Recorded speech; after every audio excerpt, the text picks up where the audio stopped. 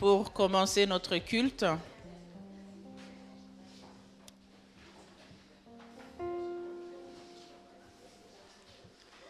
Voilà.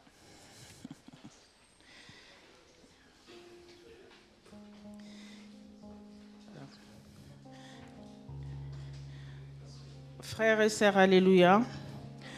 Le Seigneur est parmi nous. Dieu est là. Il est là avec nous. Ne le cherchez pas ailleurs. Le Saint-Esprit est là. Il est là avec nous. Nous allons nous adresser à notre Dieu parce qu'il est là avec nous. Il est sur son trône, il nous regarde, il nous écoute et il va nous parler aujourd'hui. Je vais commencer par une petite prière pour ouvrir le culte d'aujourd'hui. Dieu notre Père, Dieu Tout-Puissant, merci pour ta présence en ce lieu, en ce moment. Merci Père parce que tu nous as tous aimés d'un amour inconditionnel.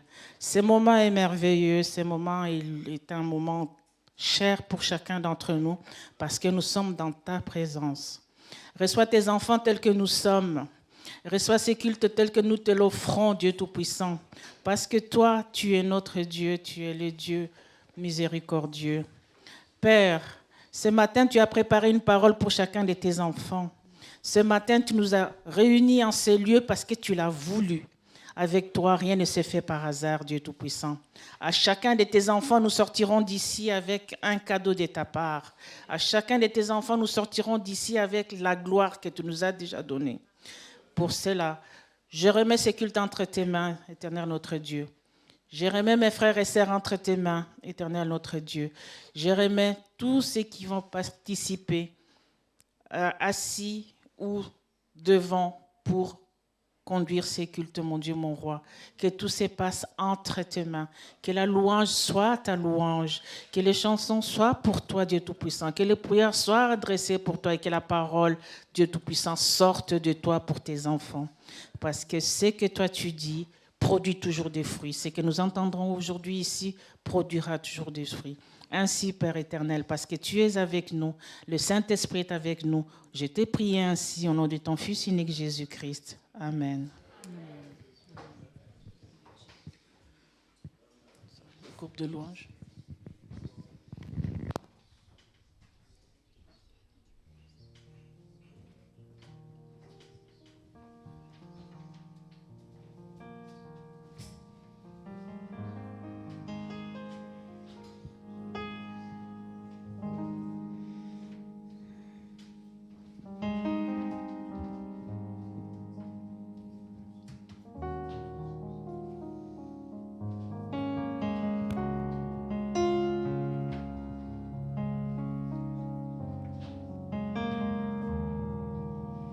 Je suis très contente de vous voir, de vous revoir. Alors pour certains et certaines, il y a quelques heures.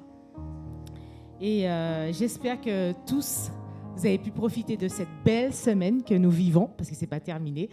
Cette semaine qu'on a mis à part d'une façon particulière. Donc ce jeûne et prière d'église, de communauté.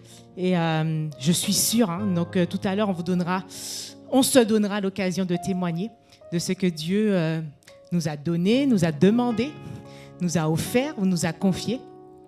Donc aujourd'hui, nous vivons un culte de réjouissance, un culte de remerciement. Et puis oui, c'est aussi notre culte de clôture de jeûne et prière, mais nous voulons apporter ensemble. Donc voilà, ce sera le premier chant, ensemble, comme un symbole à Dieu, pour lui dire merci. Merci de ce que tu as fait cette semaine. Merci de ce que tu vas faire encore les semaines à venir. Et merci parce que tu es Dieu. Donc je vous invite à vous mettre debout, à exprimer comme d'habitude votre cœur et votre offrande à Dieu. Vous êtes là vraiment pour Dieu, pas pour quelqu'un, mais pour Dieu. Ensemble.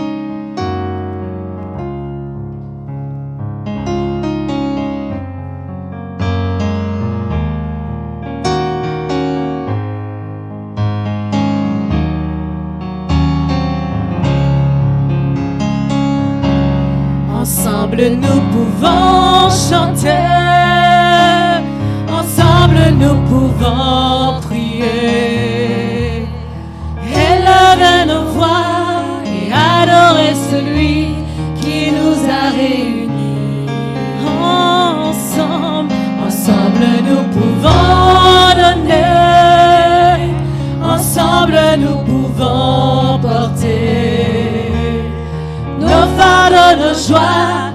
proclamer l'amour que Dieu met dans nos vies. Encore ensemble. Ensemble nous pouvons chanter. Ensemble nous pouvons prier. Élever nos voix et adorer celui qui nous a réunis. Ensemble nous pouvons donner. Ensemble nous pouvons porter nos fardeaux, nos joies et proclamer l'amour que Dieu met dans nos vies. Alors tous ensemble, Tous ensemble, tous ensemble, tous ensemble, nous pouvons montrer son amour au monde entier. Ensemble nous pouvons chanter. Ensemble nous pouvons prier. Élever nos voix et adorer celui qui nous a réunis. reprenons tous ensemble. Ensemble nous pouvons chanter. Ensemble nous pouvons prier. Élever nos voix et adorer celui qui nous a réunis. Ensemble nous pouvons donner.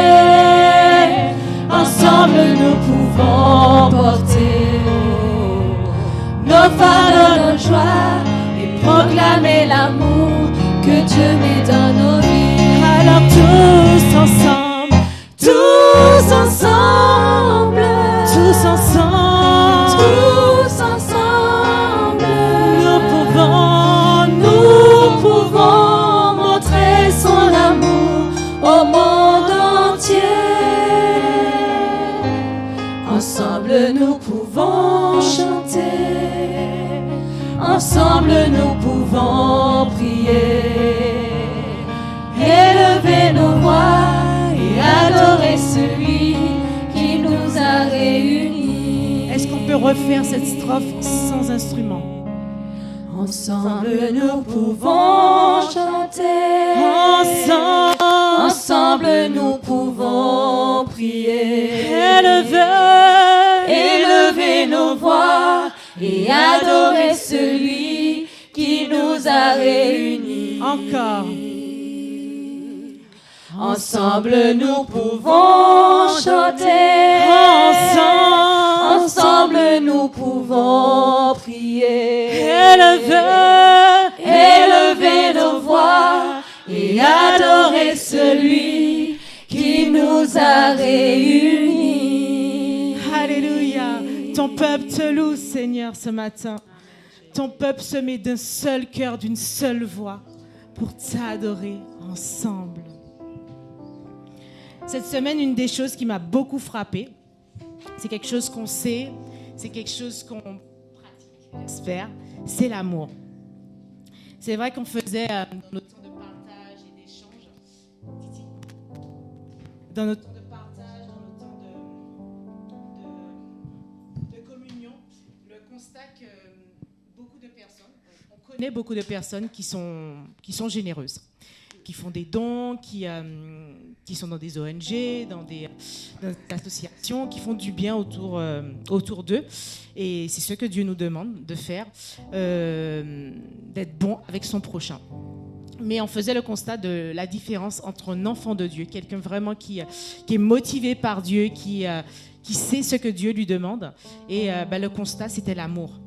Quand on fait quelque chose par amour pour son prochain, on n'est pas là pour les intérêts, on n'attend pas l'ascenseur, on n'attend pas, et Dieu nous le dit aussi dans sa parole. Cette semaine, j'ai beaucoup étudié sur les paraboles de Jésus, où il nous demande de faire du bien souvent à des personnes que nous savons qu'ils ne vont pas nous renvoyer l'ascenseur. Les plus démunis, les estropiés, en tout cas, voilà. Les personnes qui sont pauvres, ça ne veut pas dire qu'on ne doit pas servir à son prochain qui est plus aisé. Mais voilà, l'idée, c'est qu'on a un état de cœur qui est différent quand on est motivé par l'amour. Et là, vraiment, le prochain chant, c'est Walk in Love. Et c'est vraiment marcher dans l'amour, vivre dans l'amour, décider dans l'amour, vraiment faire tout par amour. Et c'est ce que Dieu nous demande. Parce que lorsqu'on fonctionne par amour, tout est différent. On n'est pas à chercher, à questionner. On pardonne, on patiente, on vit par amour. Et ce n'est pas quelque chose de naturel, c'est quelque chose de spirituel, de divin. Parce que Dieu le dépose sur nous et on voit les choses différemment. Jésus nous a montré l'exemple. Donc nous voulons vraiment vivre par amour. Rowan Kinlof.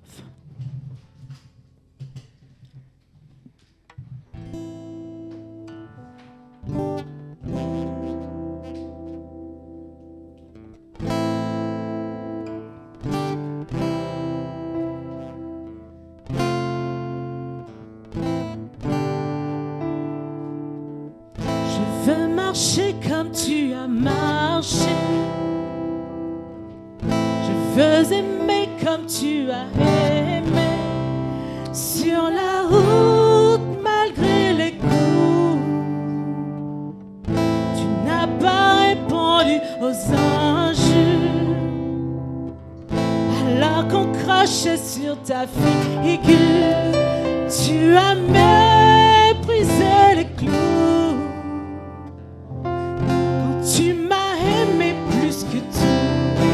Walk in love, marche dans l'amour. Oui, je veux marcher chaque jour dans ton amour. Car la miséricorde triomphe du jugement, triomphe de la mort. Oui, l'amour triomphe encore. Walk in love, marche dans l'amour. Quel que soit le poids des blessures, l'amour triomphe toujours. Walk in love, je marche dans son amour. Je fais le vœu de ne plus juger. Je fais le choix de tout pardonner. Oh, je veillerai sur ma bouche. Je veux marcher comme tu as marché. Je veux aimer comme tu as aimé. Quand tu t'es donné pour moi, quand tu m'as aimé à la croix. Walk in love, marche dans l'amour. Oui, je veux marcher chaque jour dans ton amour. La miséricorde triomphe du jugement, triomphe même de la mort. Oui, l'amour triomphe encore.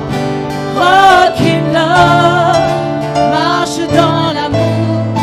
Quel que soit le poids des blessures, l'amour triomphe toujours. Walk in love, je marche dans son amour. Le refrain. Walk in love, marche dans l'amour. Oui, je veux marcher chaque jour dans ton amour. Dans la miséricorde, triomphe du jugement, triomphe de la mort. Oui, l'amour triomphe encore. Walk in love, marche dans l'amour. Quel que soit le poids des blessures, l'amour triomphe toujours. Walk in love, je marche dans son amour.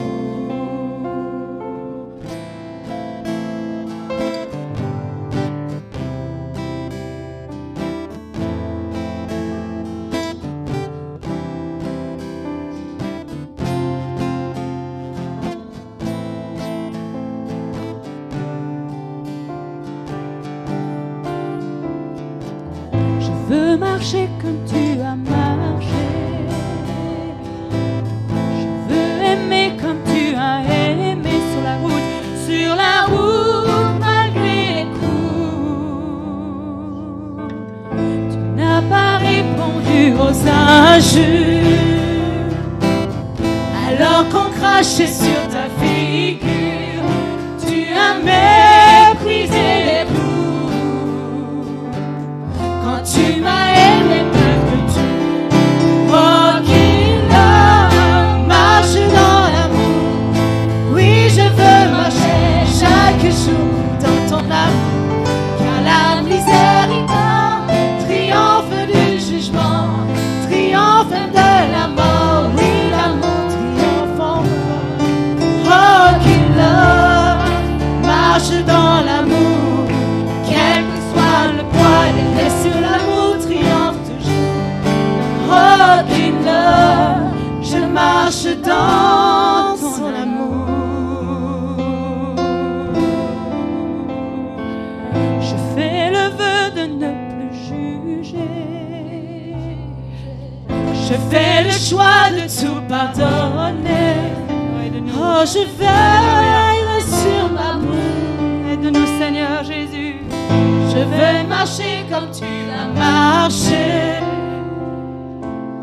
Je veux aimer comme tu as aimé. Quand tu t'es donné pour moi. Quand tu m'as aimé à la croix. Oh, qu'il marche dans l'amour. Oui, je veux marcher chaque jour dans ton amour. Car la miséricorde triomphe du jugement, triomphe même de la mort. Oui, l'amour triomphe encore. Oh, qu'il marche dans l'amour. Quel que soit le poids des blessures, l'amour triomphe toujours. Oh, qu'il je marche dans son amour.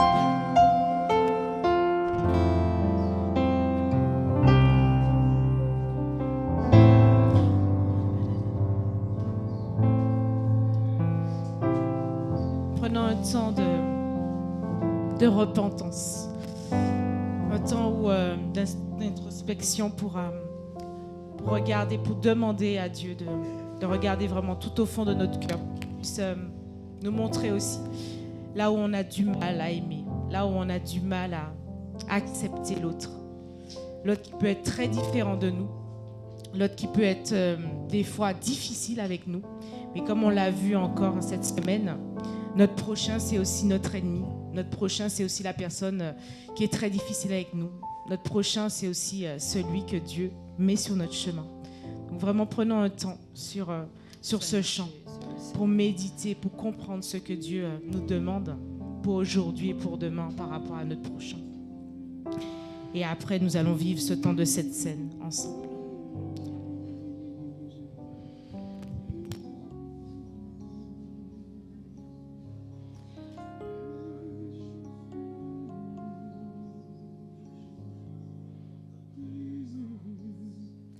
Chanter tes louanges, notre reconnaissance, ce que tu as accompli. Tu nous as donné ta vie, ton amour et ta joie, et la louange envahit. Alléluia, Jésus.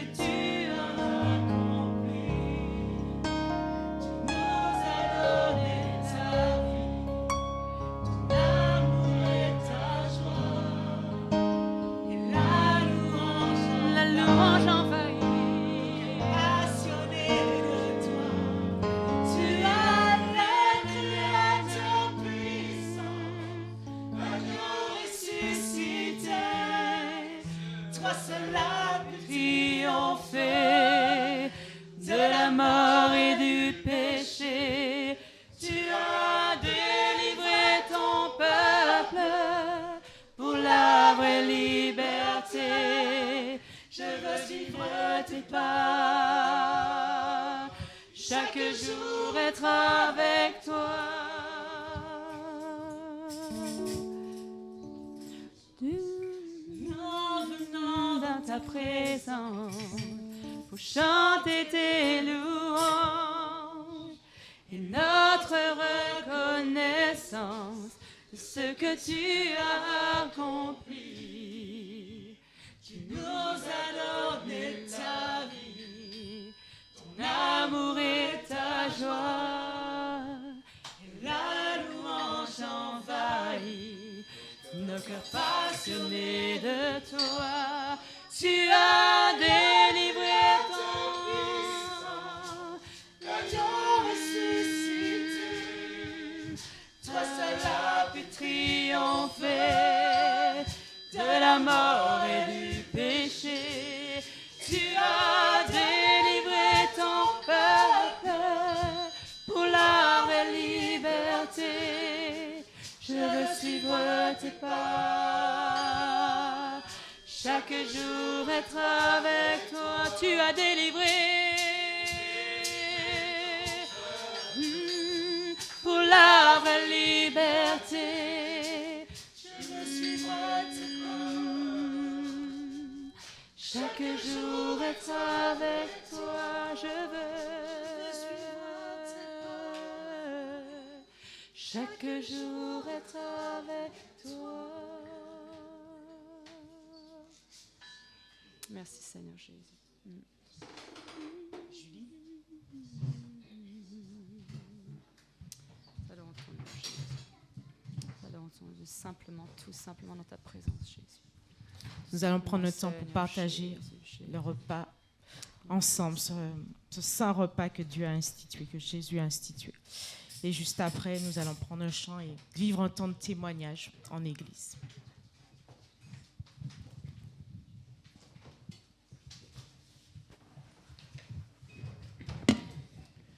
Voici venu le temps de partage. Je vais appeler mon frère Joël et Kevin. Ils vont venir devant et nous allons partager la Sainte Seine.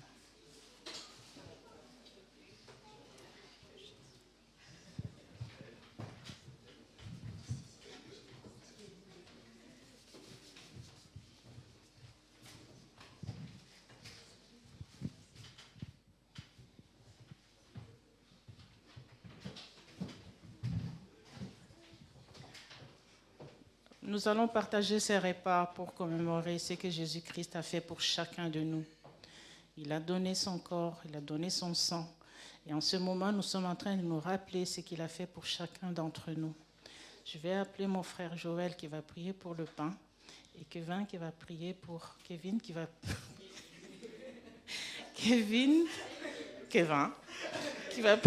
prier pour le vin, pour les jus de raisin. Voilà. Bonjour à tous. Merci Seigneur pour ce repas que tu nous donnes aujourd'hui. C'est le symbole de ton corps et de ton sang. Quand tu es mort sur la croix pour nous, tu nous as libérés de tous nos péchés. Tu es parti avec notre fardeau, Seigneur Dieu. Merci. Merci encore pour ce repas. Merci Seigneur. Amen.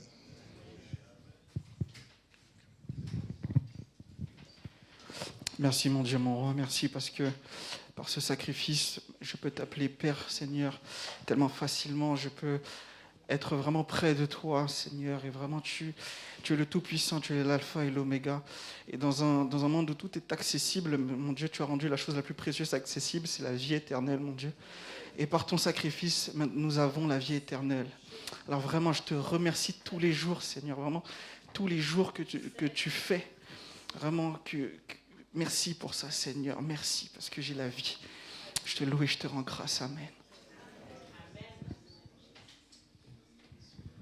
Joël va passer avec le pain et Kevin avec le jus de raisin.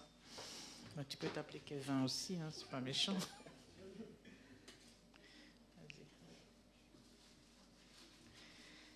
Et une fois que nos frères vont partager cela, nous allons avoir un moment de solennel où nous allons tous prendre en même temps pour partager ces repas jusqu'au bout.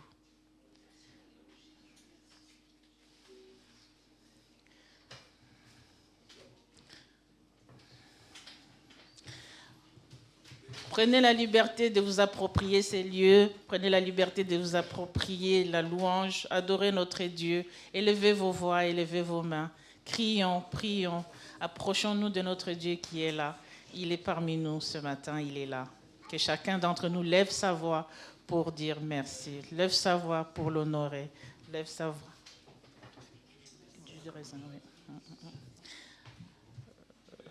Voilà. Nous élevons nos voix, Seigneur Dieu Tout-Puissant. Nous élevons nos voix pour te dire merci. Oui, Seigneur, chacun d'entre nous ici est présent pour t'adorer. Chacun d'entre nous ici est présent ce matin pour écouter ta voix. Père éternel, tu es notre Dieu, tu es notre Père. Merci parce que tu nous rapproches de si près de toi. Merci parce que tu nous écoutes. Merci parce que par Jésus-Christ, nous n'avons plus besoin d'intermédiaire pour te parler. Par Jésus-Christ, nous sommes en direct avec toi, éternel mon Dieu. Quand nous lions nos prières à celles de Jésus-Christ, ils arrivent directement à toi, mon Dieu, mon roi. Oh Seigneur, je t'adore. J'élève ma voix pour te dire que tu es 3 fois saint. J'élève ma voix pour te dire que tu es le roi des rois, Jésus-Christ. J'élève ma voix pour te dire que c'est toi la pierre angulaire. J'élève ma voix pour te dire c'est toi le lion de Juda. Merci pour ce que tu as préparé pour tes frères et sœurs. Merci pour ces moments. Merci pour ton amour. Oh Dieu, tu es grand, tu es merveilleux. Oh mon Dieu, sois béni, sois élevé. Merci pour tout ce que tu as donné sur la croix. Merci pour ton sang versé pour chacun d'entre nous. Merci pour ta mort. Merci pour ta résurrection. Ô Seigneur, sois élevé dans les temps infinis. Amen. Merci Seigneur pour ce moment spécial que nous vivons ensemble ce matin. Merci mon Dieu pour cette semaine.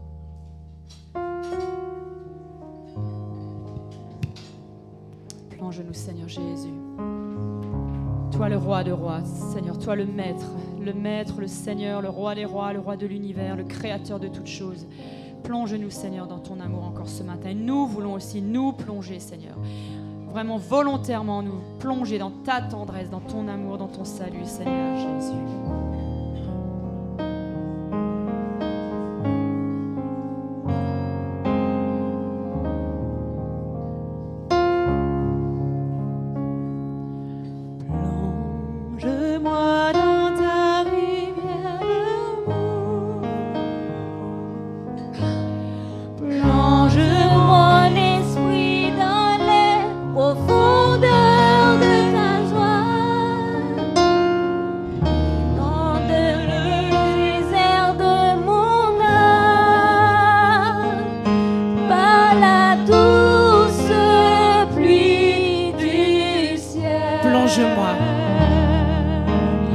Plonge-moi dans ta rivière d'amour. Plonge mon esprit dans les profondeurs de ta joie. Inonde le désert de mon âme par la douce pluie du ciel. Alors mon âme est rafraîchie quand ton onction m'envahit. Je suis restauré, guéri quand ton onction m'envahit. Alors mon âme est rafraîchie quand ton onction il m'envahit. Je suis restauré, guéri quand ton onction m'envahit. Alors plonge-moi dans ta rivière d'amour. Plonge mon esprit dans ta profondeur de ta inonde le désert de mon âme par la douce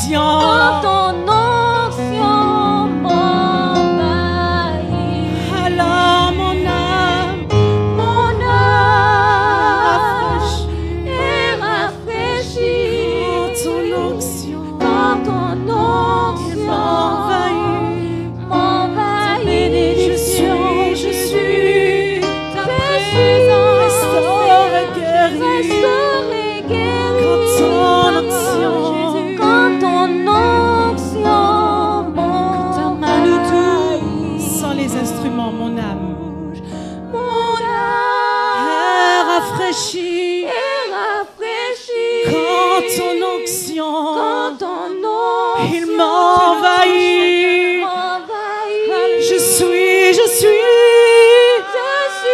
restauré, guéri. restauré, guéri. Quand ton onction, Quand ton onction m'envahit. une dernière fois, mon âme Mon âme rafraîchie. est rafraîchie. Quand ton onction Quand ton onction m'envahit. m'envahit. Je suis Je suis restauré, guéri. restauré, guéri. Quand ton onction Quand ton onction m'envahit. Amen, c'est ta parole, Seigneur. Prenons un temps de témoignage pour dire merci à Dieu de ce qu'il a fait cette semaine en particulier. Merci Seigneur. Est-ce que vous allez bien ce matin? C'est vrai? Merci Seigneur. Ben, c'est super. Oups, attention, je vais récupérer ça. Ah ben, c'est vraiment super. Moi aussi, ça va bien. Ça fait plaisir de te voir, Camille. Bonjour Camille. Bonjour à tous. Ça fait plaisir de vous voir tous d'ailleurs. Hein. On va pas faire de préférence. Surtout pas pour démarrer l'année. C'est important. Même Kevin, Tévin, qui que tu sois, je suis content de te voir.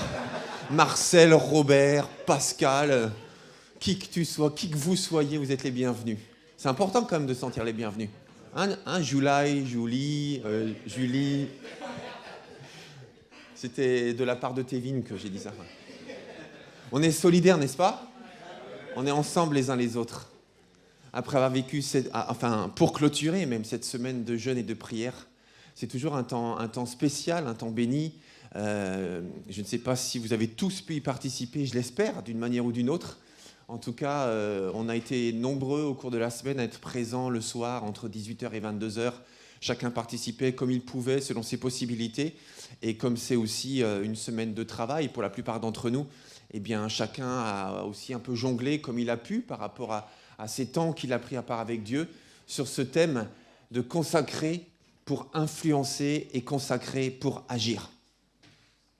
Donc j'aimerais laisser l'occasion, parce que voilà, on s'est vu pendant la semaine, en tout cas plusieurs parmi nous, on avait un tableau ici sur lequel on notait au fur et à mesure des passages, des pensées, même parfois des prières qui étaient dites pendant ce temps de prière, ce temps de jeûne, et on les notait au fur et à mesure. Et comme on le fait à chaque fois, on va vous envoyer prochainement un compte-rendu, une synthèse finalement de tout ce qui a été vécu, de ce que le Seigneur a dit, des directions que le Seigneur a données.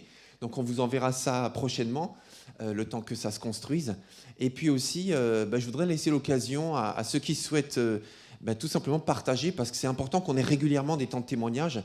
Qu'est-ce que vous avez vécu avec Dieu? Mais restez sur le thème, s'il vous plaît. En lien avec ce thème, qu'est-ce que le Seigneur vous a montré? De quelle manière il vous a encouragé, ou peut-être au contraire corrigé sur certaines choses? Et qu'est-ce qui vous a marqué en fait pendant cette semaine en lien avec ce thème, je répète, consacré pour influencer et consacré pour agir. Donc voilà, c'est l'occasion. N'hésitez pas à lever la main ou venez plutôt devant puisque c'est filmé. Venez devant au micro, merci. Raphaël, tu as fait la partie la plus dure, c'est de commencer. Voilà, donc pour les autres, préparez-vous. Merci. Bonjour à tous. Donc moi, j'ai participé à quelques jours de cette semaine de jeûne et prière. J'ai été beaucoup béni. Et donc par rapport à ce thème consacré pour influencer, consacré pour agir, je pense que donc ce thème il renvoie aussi à l'obéissance qu'on a envers Dieu. Et donc moi, j'avais besoin d'avancer avec Dieu dans ce domaine-là de ma vie sur l'obéissance. Et j'ai été beaucoup béni par un des soirs, je crois que c'était vendredi ou jeudi, je ne sais plus. Et on a pu avoir des temps d'échange. Et donc je vais vous lire, j'ai pris des notes un peu de ce qu'on a dit. Par rapport à l'obéissance, on a dit que Dieu nous invite à être fidèles dans les petites choses et après il nous en donnera des plus grandes. On s'est demandé aussi si dans notre cœur on voulait vraiment obéir à Dieu, parce que des fois on dit à Dieu qu'on veut lui obéir, on dit ça en priant, on a l'air sincère, mais est-ce que vraiment dans notre cœur on veut obéir? Et donc vraiment, l'obéissance, c'est aussi un signe d'amour envers Dieu, parce que on a pris ce verset qui, donc dans Jean 14, 23, 24, qui dit, en fait, c'est Jésus qui parle à ses disciples, et il dit, si vous m'aimez, vous respecterez mes commandements, et celui qui ne respecte pas mes commandements ne m'aime pas. Et donc vraiment, l'obéissance, c'est aussi ce geste d'amour qu'on fait envers Dieu pour aller plus loin avec lui. Et voilà ce qu'on a écrit. Aussi, on a parlé du verset qui parle de Jésus qui invite les personnes à qui il parle à venir à lui, à déposer leur fardeau à ses pieds et à prendre son joug doux et léger. Et on a discuté dessus. Et en fait, le joug, c'est comment on pourrait dire, c'est l'espèce d'instrument qu'on mettait sur les bœufs pour les diriger. Et souvent, c'était quelque chose de très accablant, très lourd. Et Jésus, il nous dit, prenez mon joug doux et léger. Donc ça veut dire, prenez en fait mes directives. Et mes directives ne sont pas accablantes, mes directives ne sont pas lourdes, mes directives ne sont pas contraignantes pour vous, dans le sens où ça pourrait vous mettre mal. Mais mes directives sont douces et légères. Et donc, Jésus nous invite à l'aimer en lui obéissant et en prenant son joug doux et léger. Voilà. Merci de m'avoir écouté. Merci à toi, c'est précieux. Quelqu'un d'autre souhaite nous partager ce qu'il a vécu en lien avec ce thème pendant cette semaine de jeûne et prière, parce que Dieu parle. Oui, Amélie? C'est ça le but du jeûne et de la prière, c'est d'entendre la voix de Dieu d'une manière ou d'une autre.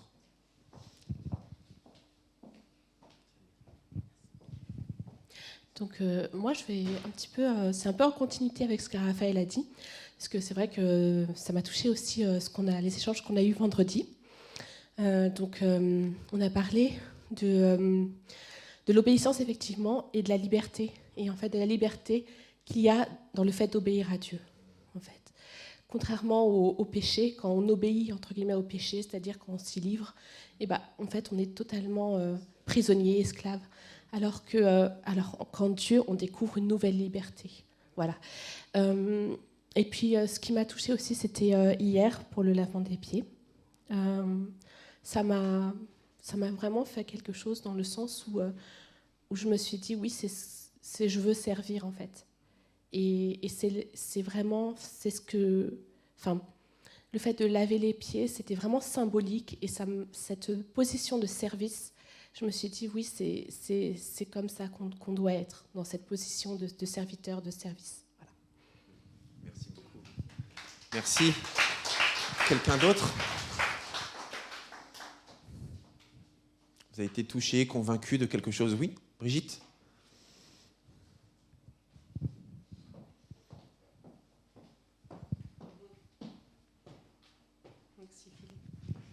Pas pu être avec vous physiquement, mais avec vous de cœur pendant cette période. Je voulais partager l'obéissance. Je continue de faire des expériences sur l'obéissance, mais c'est faramineux, quoi. C'est faramineux parce qu'en fait, quand Dieu nous dit un truc, alors on est toujours, moi encore, je ne sais pas pourquoi, mais c'est encore un peu, je suis toujours là à me dire, est-ce que c'est ma tête ou est-ce que c'est Dieu? Et en fait, ça devient insistant. Je devrais enfin avoir appris ça, mais ça devient insistant. C'est moi, dit le Seigneur. Je vis en toi, c'est moi. Alors, franchement, une dernière chose, c'est ça, la semaine dernière. Je me réveille la nuit et j'entends. Alors, c'est moi ou c'est toi? Alors, quand est-ce que tu vas faire le truc que tu avais décidé de faire? C'est pour quelqu'un, en fait, quelqu'un qui est handicapé, et j'avais eu l'idée de lui faire, elle rêvait de faire de la musique, et je m'étais dit, bon, le seul instrument, c'est un psalterion, et bon, je ne peux pas l'acheter, mais je vais peut-être faire une collecte pour acheter ce psalterion. C'est compliqué de faire une collecte, moi je déteste ce genre de truc. Et puis, j'ai laissé passer, j'ai oublié, et dans la nuit, quand est-ce que tu vas faire ce que tu avais dit que tu allais faire? Alors je me réveille et je dis, d'accord, Seigneur, j'aime pas ça, mais je vais au moins passer 2 coups de fil pour savoir comment on fait pour faire une collecte. Je vais au moins avancer, quoi. Et ça, c'était donc lundi matin. Donc, je passe mes 2 coups de fil. Et mardi, le lendemain, des gens viennent chez moi. Je leur fais part de cette histoire, comme quoi je vais faire une collecte pour cette personne. Et cette amie me dit, alors qu'ils viennent jamais le mardi, jamais, elle me dit, « Ah, mais moi j'en ai un, j'en fais rien, je lui donne. »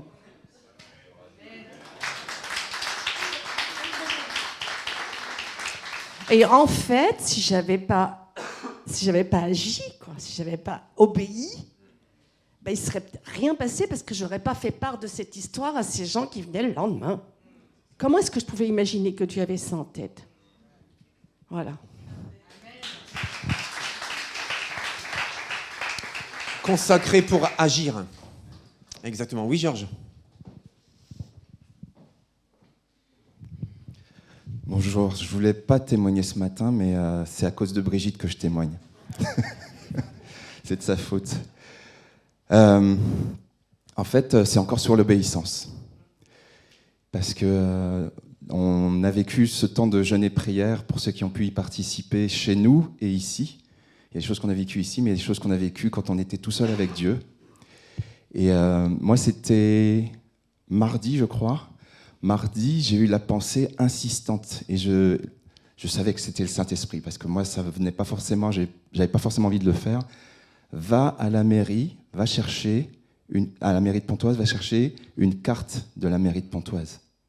Et même 2 cartes, j'en ai pris une pour moi. Et cette carte, on l'a affichée, elle est ici. Elle va rester, j'espère, quelque temps. C'est la ville de Pontoise pour laquelle on prie depuis si longtemps et que le Seigneur nous a demandé de porter dans notre cœur. En particulier, bien sûr, on peut prier pour nos villes, bien sûr, mais en particulier parce qu'on est à Pontoise, on prie pour la population, les 30 000 et quelques personnes de Pontoise. Et j'avais pas envie de le faire, pas trop en fait. Et le truc, c'est que je suis arrivé, on me dit, il n'y a pas de carte. Je dis, bon, bah, c'était moi, hein, en fait, c'était ma pensée, en fait, c'est pas grave. Et en fait, la pensée est revenue. Non, il faut que tu insistes, tu pries. J'ai prié pour ça, et peut-être 2-3 heures après, on m'appelle de la mairie pour me dire, ah ben écoutez, on a des cartes pour vous, si vous voulez, venez les chercher.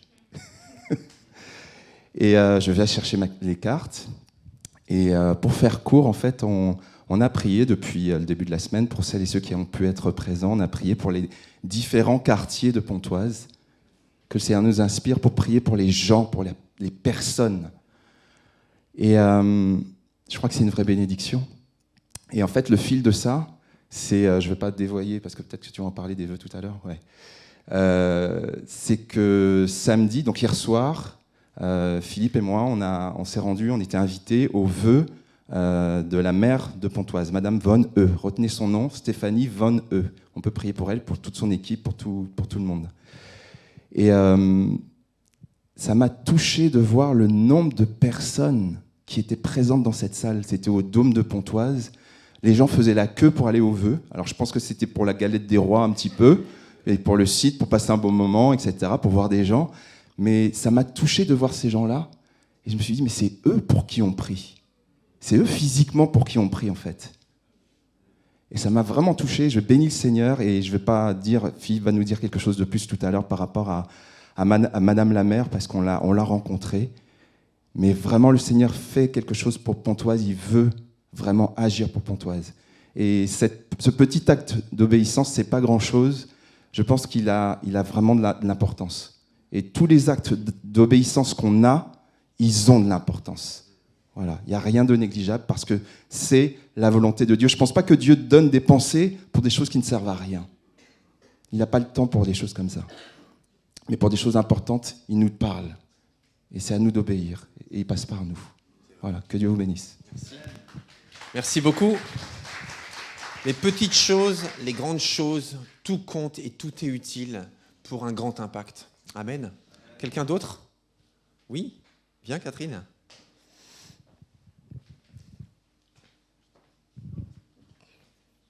Bonjour à tous. Bon, pareil, je ne voulais pas forcément témoigner, ça c'est vrai, en plus je ne voulais pas. C'est ta faute. Je ne voulais pas forcément témoigner, mais c'est vrai que pendant la louange, depuis hier, avant-hier même, le Seigneur travaille beaucoup dans mon cœur. On a beaucoup échangé. J'étais là toute la semaine, moi, tous les jours. Merci Mathilde. J'étais là toute la semaine et c'est vrai qu'on a beaucoup échangé sur l'amour, beaucoup. Et à un moment, tu as prié pour moi, Georges, pour l'amour de Dieu dans mon cœur. Et en fait, tout à l'heure, pendant que j'étais en train on était en train de louer le Seigneur, j'ai une image en fait de moi en fait en train de vraiment dans les bras de Dieu, vraiment qui me consolait, parce que voilà, il y a eu j'ai beaucoup eu à cœur cette chanson de Mon cœur est à toi, tout à toi, vraiment toute la semaine. Je me rappelais plus des paroles, mais je m'en suis rappelée ici. Et vraiment, le Seigneur a touché mon cœur. Je pense qu'il y avait des choses, voilà, des choses qui voulaient pas partir. Pardon à certaines personnes, voilà. Et vraiment, je sens et je savais que le Seigneur allait travailler tout particulièrement dans mon cœur, parce que j'ai des projets pour l'honorer, mais pour ça, il fallait absolument que mon cœur soit à lui totalement en fait. Et vraiment, je rends grâce à Dieu parce qu'aujourd'hui, je peux le dire, en fait, il y a des chaînes qui se sont brisées. Et vraiment, mon cœur est plein de reconnaissance aujourd'hui et plein d'amour pour le Seigneur. Et je sais que j'ai son OK en fait pour les projets qui étaient dans mon cœur depuis. Et vraiment, je veux remercier le Seigneur pour ça, que toute la gloire lui revienne. Merci Seigneur. Quand les chaînes tombent, c'est grand. Il y a des choses qui sont intérieures, qui sont secrètes parfois, d'autres qui sont connues par d'autres personnes, peu importe. Mais nous connaissons la force et les problèmes que causent des chaînes dans une vie. Et quand on en est libéré, on fait tout de suite la différence par le soulagement qui suit immédiatement. Donc gloire à Dieu, moi je comprends en fait ce que tu dis, hein, parce que je l'ai vécu aussi et je remercie le Seigneur pour ça. Mais gloire à Dieu. Est-ce qu'on peut se mettre debout? J'aimerais prier, s'il vous plaît. Père éternel, je te remercie pour ces témoignages qui sont déjà des messages de ta part. Parce que tu as déjà parlé cette semaine de différentes manières et tu as parlé pour un but, pour qu'on en fasse quelque chose. Seigneur, nous ne voulons pas être des auditeurs oublieux, comme c'est dit dans la Bible. Nous ne voulons pas être de ceux simplement qui sont témoins de quelque chose de grand, de beau, d'intéressant, ou quel que soit le qualificatif qu'on veut mettre, mais en tout cas quelque chose qui attire notre attention et on sait que c'est bon. Mais on ne veut pas juste être témoin de ça. Si tu parles, Seigneur, c'est pour qu'on en fasse quelque chose. Alors, Seigneur, nous sommes responsables désormais de ce que tu nous as dit, de ce que tu dis à ton Église et à chacun d'entre nous à travers cette semaine de jeûne et prière. Et merci, Seigneur, parce que tu nous donnes ton esprit pour être acteur de ce que tu dis. Tu nous as dit, Seigneur, tu as dit déjà à tes disciples, avec tout ce qu'ils savaient de toi et tout ce que tu leur as expliqué, de ne pas agir, de ne pas partir sans être remplis de ton esprit. Alors nous, de même, nous ne voulons pas simplement appliquer ce que tu dis avec nos propres forces, mais nous voulons, remplis du Saint-Esprit, le faire à ta manière et vivre les choses à ta manière. Alors ce matin, continue à nous parler par ta parole simplement. Nous sommes là pour t'écouter et pour agir en conséquence. Au nom de Jésus. Et tous ceux qui sont d'accord disent Amen. Amen. Merci Seigneur. Installez-vous s'il vous plaît. Ou même restez debout si vous voulez. Oui. Oui Joël. Oui. Prends le micro. Et tourne-toi vers les gens. Depuis hier soir, je me suis dit, il faut que je témoigne. Et aujourd'hui, j'avais peur. J'avais peur, je ne sais pas, mais il faut que je le fasse. Il ne s'agit pas de moi exactement, mais il s'agit de ma fille. Ma fille qui habite à Franconville, que certaines personnes ici la connaissent, Cathy, je sais, Nadège, mais pas tout le monde, parce qu'elle ne vient pas souvent. Elle avait postulé un appartement dans mon quartier, comme on dit, dans mon village. Et c'est passé en commission. C'était refusé parce qu'elle a 3 enfants et c'est un logement de 2 chambres. Selon les protocoles, ils ont dit, elle n'aura pas ce logement. Ils ont donné ce logement à un couple qui a fait construire, mais qui devait libérer sa maison pour rendre la maison à celui qui l'a acheté. Pendant la semaine de jeûne et prière, j'ai dit au Seigneur... On ne sait pas si tu ris ou si tu pleures. C'est les deux, hein? Les deux. C'est les deux, c'est l'émotion. Vas-y, Joël, dis-nous. C'est l'émotion. Pendant jeûne et prière, j'ai demandé à Dieu, selon mes pathologies, je ne pouvais pas faire surtout le jeûne pendant toute la semaine. J'ai dit, je commence par lundi et mardi. Et puis mercredi, je me suis dit, bon, je ne fais pas mercredi, bon. J'ai fait que le mercredi matin, voilà. Alors, vers midi, j'entends sonner à la maison. Je regarde, je vois, c'est le maire. Je ne connais pas le maire. Je connais le maire, mais il n'est jamais venu chez moi. J'ouvre. Samedi dernier, c'était les vœux du maire, donc on s'était déjà souhaité bonne année. Et ce maire me dit, Monsieur Larcher, rappelez-vous, votre fille avait fait une demande de logement, elle n'a pas obtenu pour diverses raisons. Seulement, j'avais dit à ma fille, si Dieu te refuse quelque chose, c'est parce qu'il a mieux pour toi plus tard. Et le maire me dit, monsieur le maire me dit, la personne que j'ai donné ce logement va libérer ce logement d'ici peu et j'ai décidé de le donner à votre fille. Amen. Cependant, il y a 2 maisons, donc 2 pavillons, 2 maisons en rénovation dans le village. Je vous promets, l'un d'eux sera pour ma fille. Merci Seigneur, parce que ça s'est passé pendant la semaine de jeûne et prière. Et ce qui m'a fait le plus grand plaisir pour ma fille, je lui avais dit, Dieu te réserve autre chose qui est beaucoup meilleur que ça. Amen, voilà. Merci Joël. Merci. En tout cas, je trouve que pour quelqu'un qui avait peur de témoigner, t'as fait preuve de beaucoup de courage. C'est ça. Gloire à Dieu. Et c'est arrivé pendant la semaine de jeûne et de prière. Comme par hasard.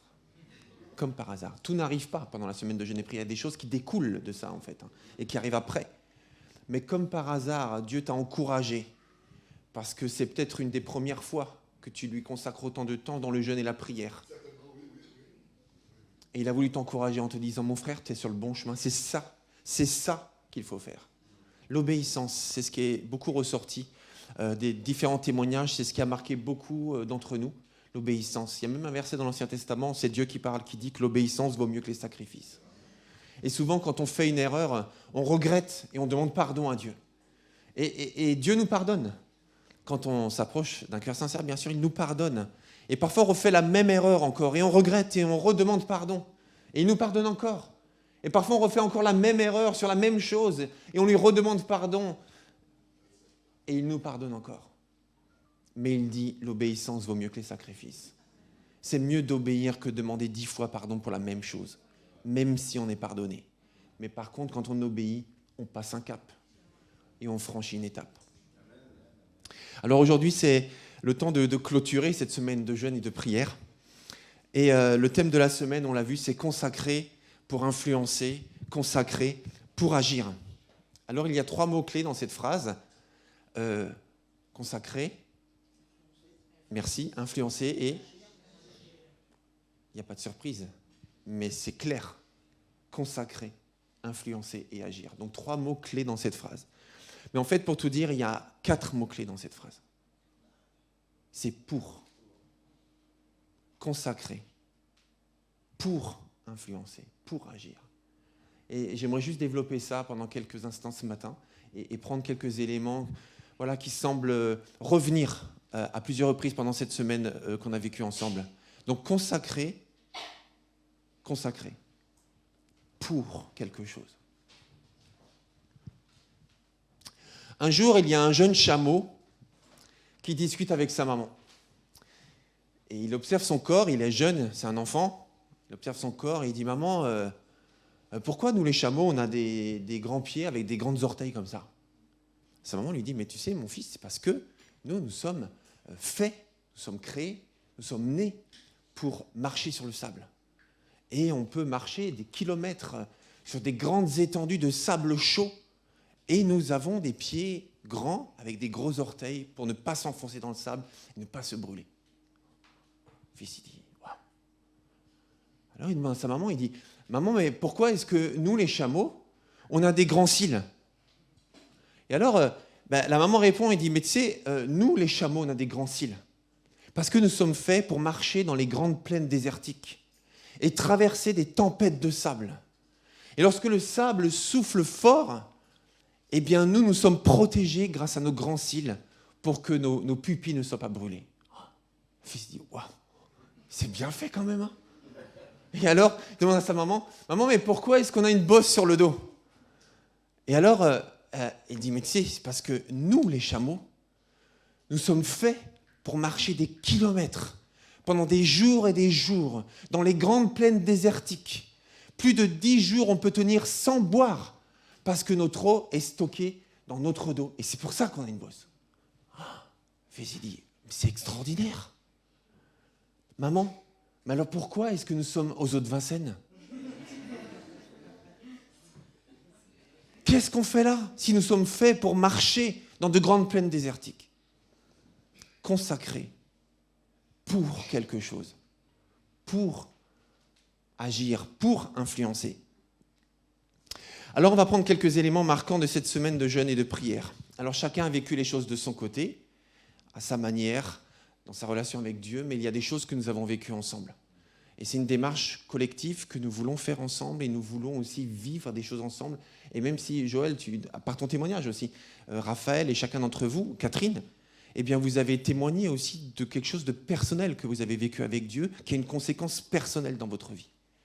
Et ça sert à ça aussi, le jeûne et la prière, et ces semaines que nous faisons en Église, pour vivre une transformation personnelle. Mais ça sert aussi pour que nous vivions une transformation en famille, et qu'ensemble, nous puissions influencer et agir un groupe, notamment la ville de Pontoise. Alors 3 mots, donc 4 mots en fait, hein. Mais je vais accentuer 3 mots en particulier. Consacré. C'est par là, consacré. Alors, pendant la semaine, c'était Annie, je crois, qui avait animé le mardi, je crois c'était, lundi, ok. Et elle a eu à cœur de commencer la semaine, puisqu'on parle de consécration, bien prenons la définition de consécration. Et donc, elle a écrit sur le tableau eh bien, la définition, enfin plusieurs définitions possibles, hein, parce qu'il y a plusieurs définitions possibles de ce mot consacré ou consécration. Et sur ces plusieurs définitions, j'en ai gardé 2. Donc, consacrer, c'est donner, ou sacrifier, ou dédier, ou s'abandonner. Donc, consacrer un objet, consacrer une personne, voilà, en gros, une explication, même des synonymes, de ce que signifie consacrer.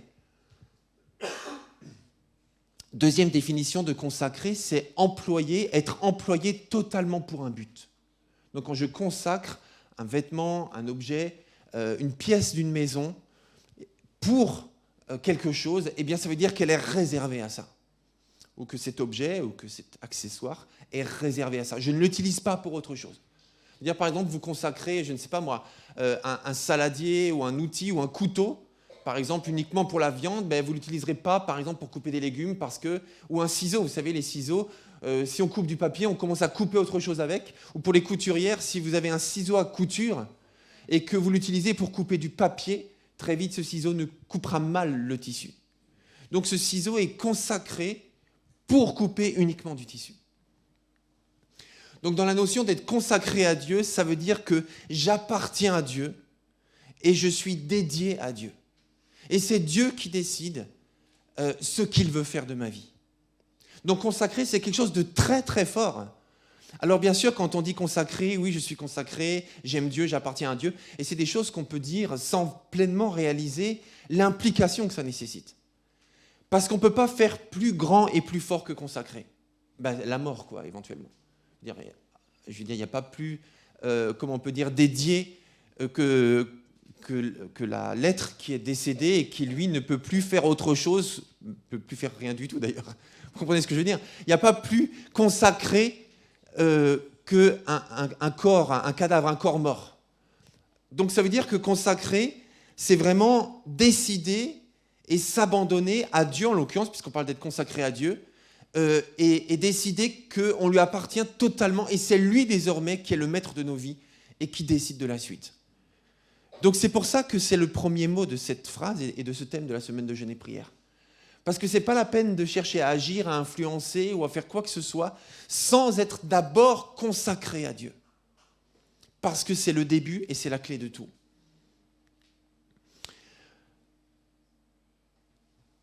On va lire ensemble 2 Timothée, chapitre 2, versets 20 à 22. Je vous invite à prendre la Bible ou une application biblique et lisez avec moi. N'attendez pas simplement que ça soit lu. Mais on va lire ensemble 2 Timothée, chapitre 2, versets 20 à 22. 2 Timothée, chapitre 2, versets 20 à 22. En fait, pendant que vous cherchez, je repense à l'image que j'ai prise, que je n'avais pas prévu d'utiliser, d'être, si on ne peut pas être plus consacré, et après c'est la mort. En fait, ça peut surprendre, voire choquer, mais c'est une image que Paul utilise en fait. Il dit « Je suis mort pour Christ ». Il dit aussi « Christ est ma vie et mourir est un gain ». Donc il estime que l'étape d'après la consécration, en fait, c'est d'être mort pour ne plus avoir d'autres possibilités que d'être avec Christ. Et même, il dit qu'il est l'esclave de Christ. Il est dans les chaînes pour Christ. Alors, bien sûr, il est en prison, à ce moment-là, concrètement. Mais en même temps, il estimait que son appartenance à Dieu était tellement absolue qu'il ne pouvait pas décider de sa vie. Voilà, je voulais juste préciser ça. 2 Timothée 2, versets 20 à 22. Et là, il est parlé de différents types de récipients. Alors là, il est parlé de vases, par exemple, parce que c'était contextuel, c'était courant à l'époque d'avoir des vases dans une maison.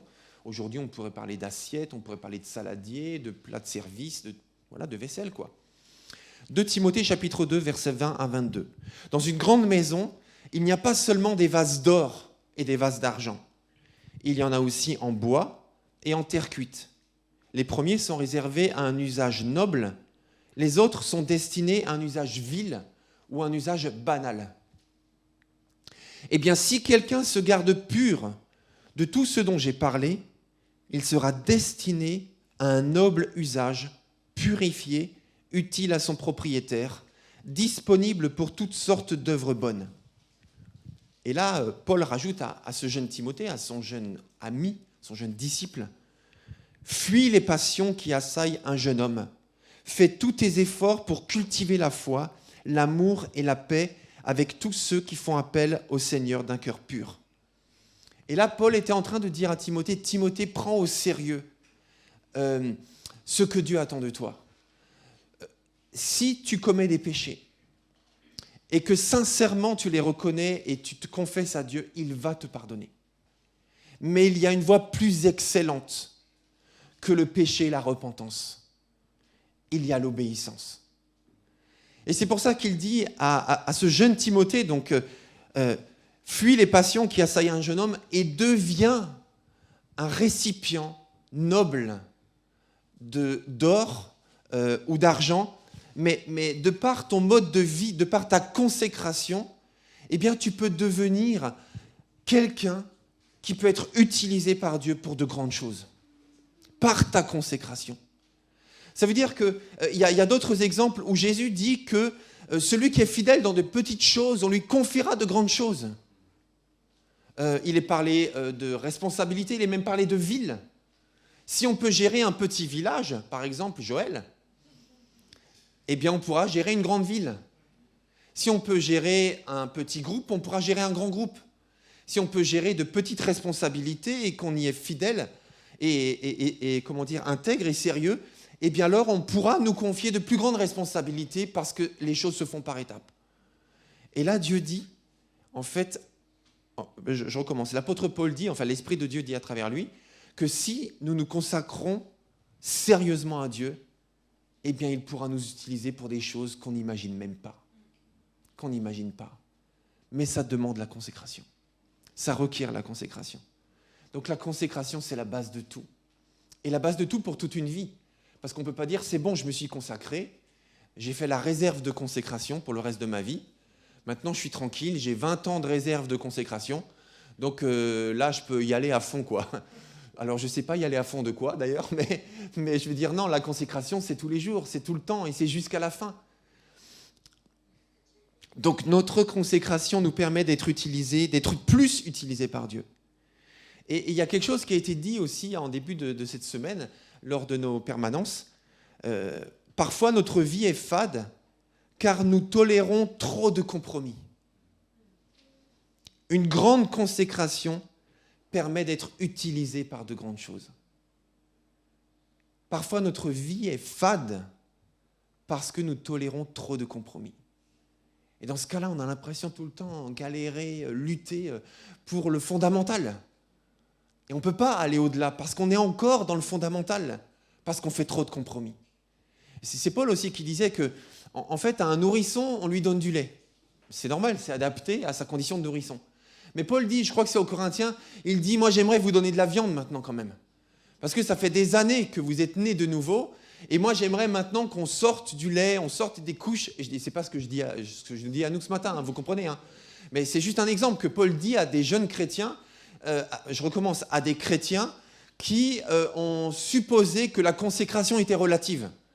Alors Paul, il arrive, surtout dans sa première lettre aux Corinthiens, et il dit, franchement, vous me fatiguez un petit peu quand même. Hein. Parce que là, normalement, vous devriez être des pères et des mères spirituels. Vous devriez être des grands frères et des grandes sœurs. Et vous devriez influencer et agir pour la transformation d'autres personnes. Mais vous en êtes encore au lait spirituel. Donc c'est pour ça que, en fait, la consécration permet de franchir un cap, et un autre cap, et un autre cap.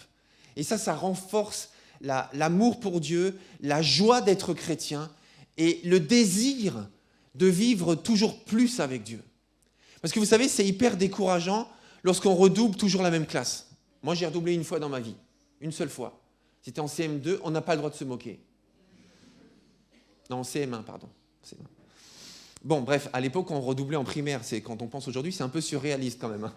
Bon, en tout cas, je ne regrette pas, c'était nécessaire parce que je pense que sur 4 mots de suite, je faisais 25 fautes d'orthographe. Donc je mélangeais toutes les lettres, peut-être, bref, peu importe, ça n'a aucune importance. Mais ce que je veux dire par là, c'est que de redoubler une fois ou même 2 fois, si c'est nécessaire dans un parcours scolaire, il n'y a pas de problème. Mais imaginez redoubler 1 fois, 2 fois, 3 fois la même classe. Mais au bout d'un moment, on n'a plus aucun intérêt à aller en classe. C'est pour ça qu'il faut grandir, c'est pour ça qu'il faut passer des étapes, pour ne pas s'ennuyer, pour ne pas se décourager, se démoraliser et ne même plus trouver l'appétit et le goût de la vie chrétienne. C'est pour ça qu'on a besoin de franchir des caps. Et ces caps, on les franchit par la consécration. Amen. Quelqu'un disait dans la soirée, dans cette même soirée, parce que j'étais là, donc je peux le dire, et d'ailleurs c'est même marqué aussi sur le tableau, quelqu'un disait, quand il n'y a plus de motivation, il faut faire place à la discipline. Ça m'a parlé. Quand il n'y a plus de motivation, il faut faire place à la discipline. C'est-à-dire que quand on n'a plus envie de lire la Bible, par exemple, eh bien à ce moment-là, c'est la discipline qui prend le relais. C'est l'habitude, la bonne habitude d'avoir installé un rythme dans sa vie en se disant, bien, chaque jour, par exemple, je vais lire 1 chapitre ou 2 chapitres de la Bible. Point. Que le chapitre me parle, que le chapitre me plaise, que j'ai envie, que je sois fatigué, que je sois motivé, que j'ai une belle journée ou pas une belle journée, peu importe. Je décide, chaque jour, je vais lire 1 chapitre ou 2 chapitres de la Bible, par exemple. Ou je vais prier chaque jour, par exemple, lors de mon petit déjeuner, ou avant ou après, peu importe. Mais chaque jour, ce n'est pas négociable. Et la personne disait, elle a eu à cœur de dire, en fait, lorsque la motivation n'est plus là, c'est la discipline qui prend le relais. Et ça, c'est une preuve de maturité. Parce que les adultes sont disciplinés. Les enfants sont indisciplinés. Par nature. C'est normal, c'est l'étape de leur vie. Mais les adultes sont disciplinés. Partiellement ou grandement, ou peu importe. Mais en tout cas, la discipline fait partie de la vie d'un adulte. Quand je me consacre à Dieu, je vis, je pense, j'agis comme quelqu'un qui appartient entièrement à Dieu. Comme quelqu'un. Ça veut dire que je vis, je pense et j'agis en tant que chrétien. En tant que quelqu'un qui appartient entièrement à Dieu. Ça veut dire que je raisonne, j'agis, je choisis, je me projette comme quelqu'un qui appartient entièrement à Dieu. Et du coup, je ne me dis pas, mais qu'est-ce que je veux ? Qu'est-ce que j'ai envie ? Qu'est-ce qui me ferait plaisir ? Mais Seigneur, en tant que ton fils, eh bien, qu'est-ce que tu veux pour moi? Toi. Et du coup, je me projette, je raisonne, je réfléchis et j'agis en tant qu'enfant de Dieu, en tant que personne qui appartient entièrement à Dieu. Et si je raisonne, je vis et j'agis comme quelqu'un qui appartient entièrement à Dieu, il y a des choses que je ne ferai pas. De fait. Parce que je sais qu'il y a des choses que Dieu ne veut pas. Et comme je lui appartiens, ben je ne le fais pas. Et pourtant, des fois, nous le faisons. Et pourquoi nous le faisons? Eh bien, parce qu'on ne se positionne pas comme quelqu'un qui appartient entièrement à Dieu. Qui appartient à Dieu. C'est-à-dire que celui qui appartient ou celle qui appartient à Dieu, il ne peut pas décider de lui-même, je fais ce que je veux. C'est ma liberté, c'est la loi du pays, donc si j'en ai envie, je le fais. Non, parce que tu appartiens à Dieu. Et dans ce cas-là, la vraie question, c'est qu'est-ce que Dieu veut? Et la consécration, c'est ça.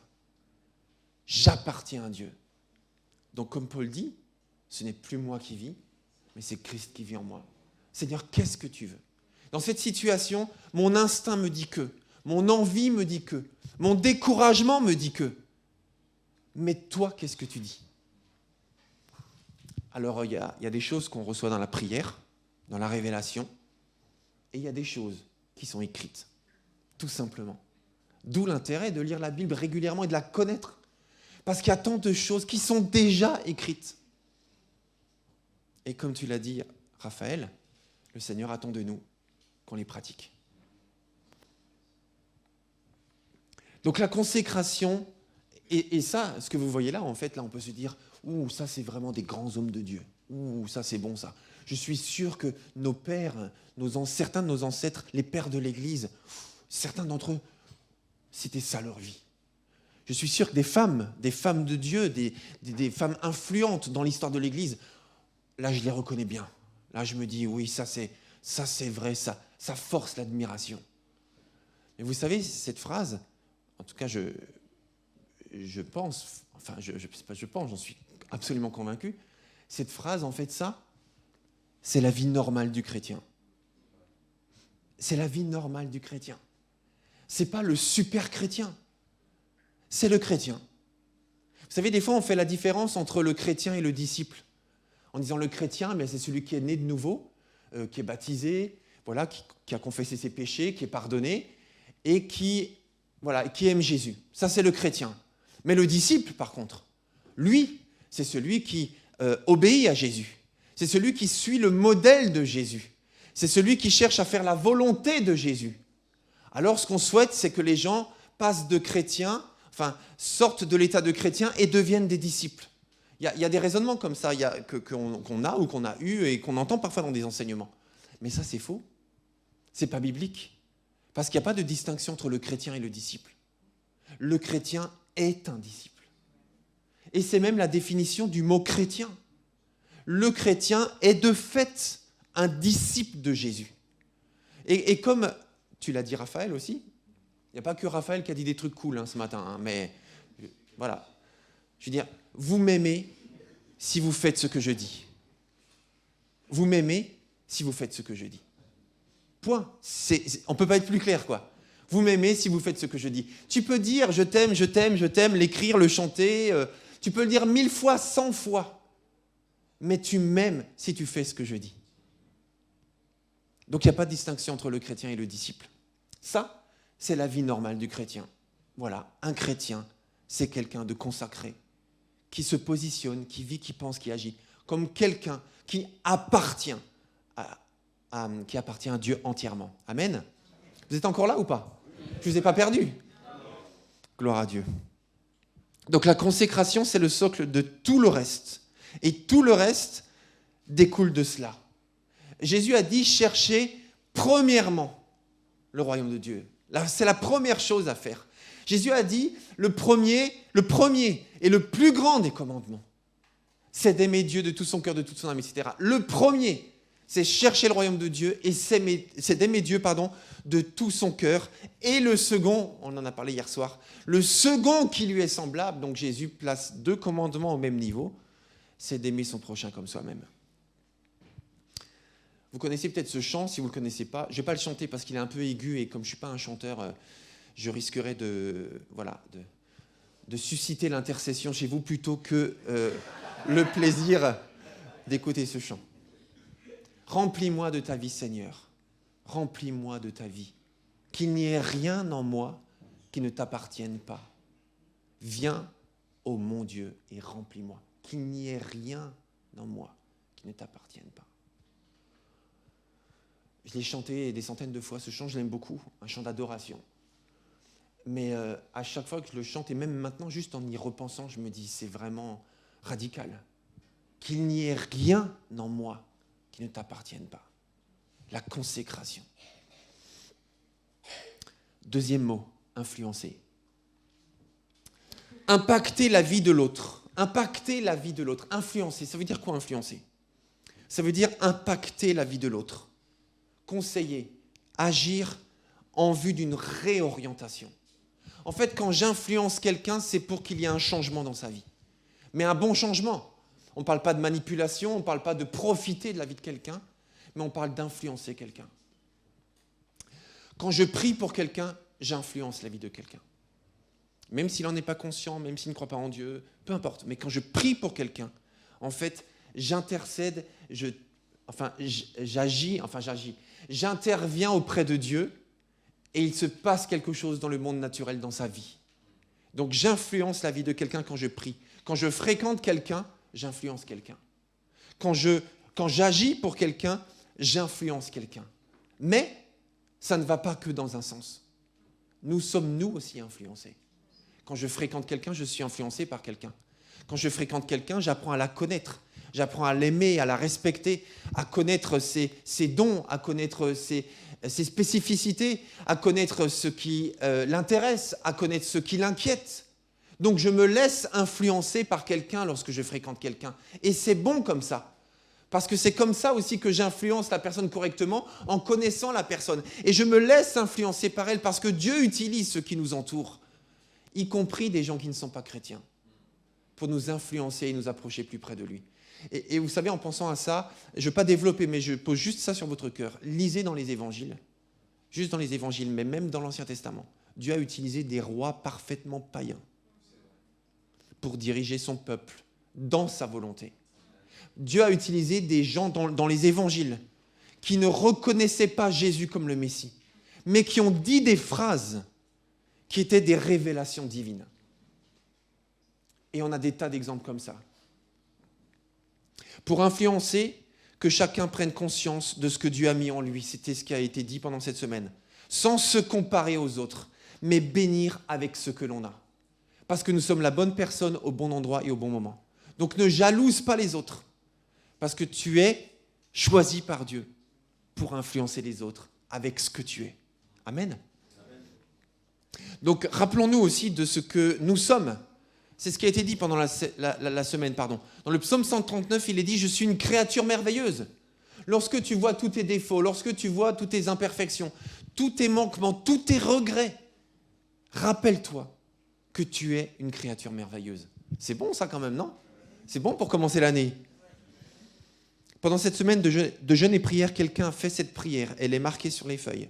« Je ne veux pas me laisser sans arrêt accuser par Satan l'accusateur. Mais je veux marcher à la manière de Dieu. J'ai fait beaucoup de progrès dans ma vie, et on peut s'approprier cette prière. J'ai fait beaucoup de prières dans ma vie, mais ce n'est pas terminé. Jésus continue son œuvre de transformation en moi. Tu ne pars pas de zéro. Tu as fait beaucoup de progrès dans ta vie. Mais ce n'est pas terminé. Jésus continue son œuvre de transformation en toi. C'est grand, n'est-ce pas ? C'est glorieux, gloire à Dieu. Et ce verset aussi que vous connaissez sans doute dans Matthieu 5,13, c'est Jésus qui parlait, qui dit « Vous êtes le sel de la terre ». Vous êtes le sel de la terre. Et dans le même verset, parce que vous savez, quand on parle d'influence, le sel, quand on le met dans le plat, on sait qu'il y a du sel. Il n'y a pas besoin de le montrer, il n'y a pas besoin de faire des grands gestes autour de la salière en disant « Ouh, je mets du sel. Regardez, je mets du sel partout. Regardez, c'est du sel de couleur de l'Himalaya, il est rose. des cristaux de sel, de la fleur de sel. Et on met ça par-dessus, on dit, il a mis du sel. Ouais, le fameux sel. Il n'y a rien à dire. Quand il y a trop de sel, ça vous est jamais arrivé de dire, t'as pas mis un peu trop de sel, non? Tu l'as même pas vu mettre du sel, mais tu sais qu'il y en a trop. Et quand il n'y a pas de sel, des fois la cuisinière ou le cuisinier ne dit rien, il dit, ils vont pas le voir. Mon œil, ouais. Il n'y a pas de sel. Immédiatement, quelqu'un se lève pour chercher le sel et le rajouter, parce que c'est pas bon quand il n'y a pas de sel. Et une petite pensée pour tous ceux qui sont en régime sans sel pour des problèmes cardiaques. C'est pas facile d'être sans sel. Le pain sans sel, c'est pas bon le pain sans sel. Les biscottes sans sel, ça devrait être un délit.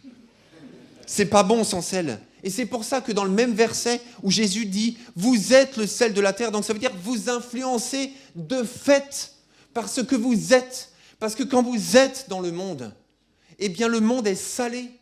Le monde a une saveur à travers vous de fait. Alors heureusement qu'il y a... Enfin, je veux dire qu'il n'y a pas que les chrétiens qui ont de la saveur. Mais Jésus dit, vous en tant que sel, de fait, par votre nature, vous influencez les autres. Et c'est pour ça que dans la même phrase, Jésus rajoute, et si le sel perd sa saveur, à quoi sert-il? Parce qu'il ne sert qu'à ça, en fait. C'est pas pour décorer le sel. C'est pas pour... on peut rien faire avec le sel, ou pas grand-chose en tout cas. En tout cas, dans la bouche de Jésus, le sel sert à saler. Et s'il perd sa saveur, il ne sert plus à rien. Donc c'est notre ADN d'influencer. J'avance, de toute façon, vous aurez une synthèse. Je termine avec agir. C'est ça, avec agir. Alors hier soir, plusieurs en ont parlé, on a vécu le lavement des pieds. C'est marqué là, sur le visuel que vous avez reçu sur vos téléphones, hier soir. Alors c'était la grande surprise pour moi. C'est la première fois qu'on le faisait dans cette église. Et je me suis dit, alors que va-t-il se passer à 20h? Est-ce qu'à 20h, ceux qui étaient là avant vont vite partir pour ne pas rester au lavement des pieds? Ou est-ce qu'il y a des gens qui vont venir à 20h justement pour être là pour le lavement des pieds? Je ne savais pas. Combien de personnes, combien de matériel, il fallait organiser tout ça, bon bref, peu importe. Mais hier soir, ce qu'on a vécu, j'ai quelques photos quand même. Voilà, j'ai juste 2 photos. Parce que je voulais vous montrer ça simplement pour bien vous faire comprendre que c'est rien de mystérieux, de mystique comme ça, d'étrange. En fait, c'est pas étrange du tout. Hein. C'est même très très simple. Peut-être trop simple. Du coup, quand je dis trop simple, c'est dans le sens où ça peut même gêner, parce qu'on se dit, bah, c'est des vrais pieds, en fait. Voilà. Des vrais pieds d'une vraie personne, dans de la vraie eau, et nettoyés par une vraie personne avec des vraies mains. Et là, on se dit, ah, c'est vraiment ça, alors. J'avais bien entendu lavement des pieds, il y a laver et il y a pied. Oui, bah oui, c'est bien ça dont on parle. Et on a repris le texte, bon, il sera sur la chaîne YouTube de l'Église, l'enseignement qui va avec, vous l'écouterez tranquillement. Mais hier, on a vu l'exemple de Jésus. Et je veux juste redire une seule chose de l'enseignement qui était préalable à ça. Il y a une deuxième photo, parce qu'il n'y a pas que les hommes qui en avaient les pieds. C'était aussi que Jésus est identifié dans l'évangile de Jean. Quand je dis identifié, ça veut dire que celui qui a écrit le récit de cette dernière soirée de Jésus avec ses disciples était conscient de qui était Jésus. Donc il l'a clairement identifié comme le créateur de l'univers, le créateur du cosmos. Et le début de l'évangile de Jean commence par dire que tout a été créé avec Jésus. Absolument tout.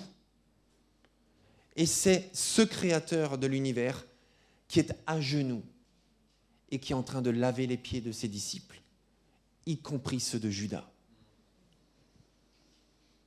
Agir, agir. Jésus dit, je vous aime. Jésus dit, je ne suis pas venu pour condamner, mais je suis venu pour sauver. Et Jésus le prouve. Il lave les pieds de ses disciples. Il donne sa vie sur la croix. Et Paul dira de Jésus, il dira, Dieu prouve son amour. Alors que nous étions encore des pécheurs, Christ est mort sur la croix. Il prouve son amour. Agir. Dans notre culture autocentrée, dans laquelle nous sommes aujourd'hui, il y a une recherche de l'épanouissement personnel comme un but à atteindre. Normalement, est-ce qu'on peut passer à la diapo suivante, s'il vous plaît? On recherche l'épanouissement personnel, voilà. est vu comme un but à atteindre. Tout le monde veut être heureux, tout le monde veut être épanoui, tout le monde veut avoir une vie dans laquelle il est dans le meilleur de sa vie, à lui. Et on a vu hier que dans la pensée de Jésus, dans l'enseignement de Jésus, l'épanouissement personnel est une bénédiction collatérale. Quand je bénis quelqu'un, je suis béni. Quand j'aime quelqu'un, je suis aimé. Quand je suis généreux envers quelqu'un, je vis la générosité. Et Jésus a dit, il y a plus de bonheur à donner qu'à recevoir. Dans Matthieu 24, verset 46, oui, je vois, ok, je surveille l'heure, rassurez-vous, je m'arrête dans 3 minutes maximum. Matthieu 24, verset 46. Heureux ce serviteur que le maître à son retour trouvera en train d'agir comme il le lui a demandé. Vraiment, je vous l'assure, son maître lui confiera l'administration de tout ce qu'il possède. Quand Jésus reviendra, il s'attend à nous voir en activité selon sa volonté. Il s'attend à nous voir agir, pas seulement croire, pas seulement vouloir, mais agir. J'avais prévu un autre passage, mais je le passe. Voilà, c'est dans Romains, vous pourrez le lire chez vous tranquillement, dans les groupes de maison cette semaine. Parce qu'on a un groupe de maison cette semaine, eh bien vous aurez les responsables de groupe de maison cet après-midi, enfin ce soir, vous aurez toutes ces notes. Et vous pourrez continuer ce passage de Romains 12 où il est parlé de certains dons. Parce qu'il y a plusieurs listes de dons que Dieu donne aux chrétiens, et dont certains sont très spectaculaires, d'autres sont visiblement surnaturels, et d'autres sont visiblement très concrets. Mais c'est Dieu qui les donne, tout pareil que la prophétie, etc. Vous lirez ça tranquillement chez vous. Et je termine avec Jérémie 29, Jérémie 29, où Dieu dit à son peuple qui a été envoyé en captivité à Babylone, donc ils ne l'ont pas choisi, ils sont là malgré eux, dans un environnement qui n'est pas du tout pieux, en tout cas qui n'est pas du tout compatible avec la croyance en un Dieu unique. Et Dieu leur dit, recherchez, agissez, donc, recherchez le bien de la ville où je vous ai déportés et priez l'Éternel en sa faveur, car de son bien-être dépend le vôtre. Donc dans cet environnement que vous n'avez pas choisi, leur dit Dieu, et qui est en plus païen à 100% à Babylone, eh bien Dieu leur dit, cherchez le bien de cette ville. Faites le bien dans cette ville. Agissez pour que cette ville aille bien. Et par ricochet, vous serez bénis. La bénédiction collatérale. Et puisqu'on est dans agir, alors cette semaine, c'est ma conclusion là, cette semaine, moi aussi j'ai été béni. Pendant la semaine, j'ai eu un message. Alors c'est vrai que dans une semaine de jeûne et prière, puisqu'on est disponible à Dieu, on est attentif à des choses qui se passent spécialement pendant cette semaine. Et on se dit, Seigneur, si cette chose se passe pendant cette semaine, peut-être que c'est en lien avec ma disposition. Je dis peut-être parce que des fois, il se passe juste cette chose-là, parce qu'il se passe cette chose-là, c'est tout. Mais on est quand même attentif. Et cette semaine, je fais partie d'un groupe WhatsApp des pasteurs du Tchad. Oui, je suis tchadien, je sais. Voilà, donc je suis dans ce groupe, absolument, il n'y a que des pasteurs du Tchad, donc j'y suis. Et le surveillant de l'église de Dieu au Tchad, Aman Mamat, préparez la vidéo, les amis, le son surtout pour la vidéo, a envoyé une vidéo cette semaine sur ce groupe WhatsApp des pasteurs du Tchad. Rappelez-vous notre thème. Consacré pour influencer, consacré pour agir. On va regarder cette vidéo, c'est un short, donc ça dure 30 secondes. Donc je vous invite à être concentré et à bien regarder depuis le début, ça va assez vite. Quand les Chinois se sont mis à inventer, à fabriquer, ils ont commencé à monter, ils produisaient. Quand tu es un consommateur, tu seras toujours en bas. Si tu n'apportes pas de nouvelles solutions au monde, si tu ne réfléchis pas, si tu ne prends pas le temps d'analyser, frère, ce n'est pas une affaire de venir chanter à l'église, je suis à la tête, à la queue, il faut chanter. Il ne s'agit pas de déclarer ce que Dieu a déjà dit, il s'agit d'appliquer et d'utiliser la capacité qu'il t'a donnée en te bénissant. Utilise ton cerveau, réfléchis, analyse, observe, déduis, avance.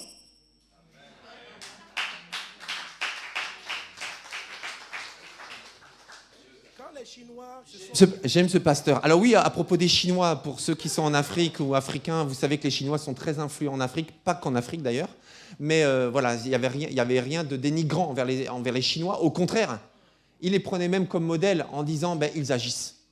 Et donc ils changent. Voilà, donc c'est vraiment un encouragement, une stimulation à agir. Pas seulement croire, pas seulement chanter, pas seulement déclarer. Même si ce que nous croyons est juste, même si ce que nous chantons est juste et déclarons est juste, il faut agir en conséquence. Amen. Est-ce qu'on peut se mettre debout, s'il vous plaît? Gloire à Dieu. On va se mettre debout, s'il vous plaît. On va clôturer ensemble par la prière ce message et cette semaine de jeûne et prière. Je ne sais plus, Sarah, après, je te laisse la place? Ok, ça marche. S'il vous plaît, restons concentrés sur ce qu'on a vu pendant cette semaine, sur ce qu'on a vu ce matin, sur ce que le Seigneur a pu te dire ou te confirmer ou te défier. Et sur ce qu'on va voir, parce qu'on va le poursuivre pendant cette semaine dans les groupes de maison. Et simplement prions Dieu en fonction de tout ça.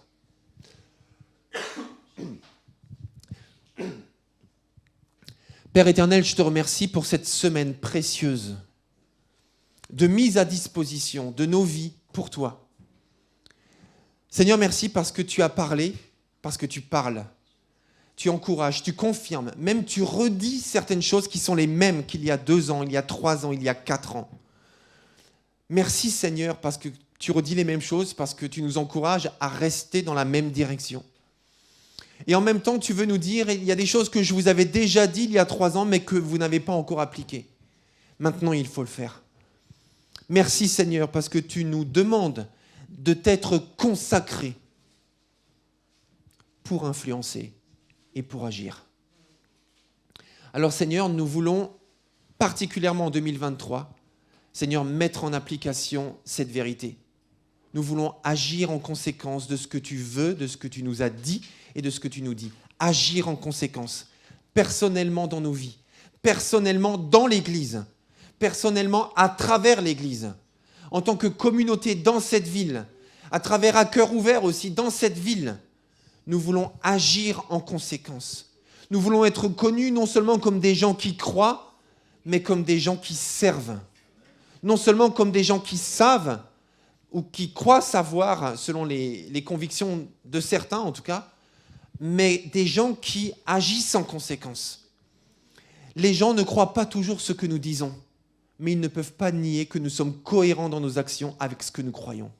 Et c'est ça qui donne sens et puissance à ton message.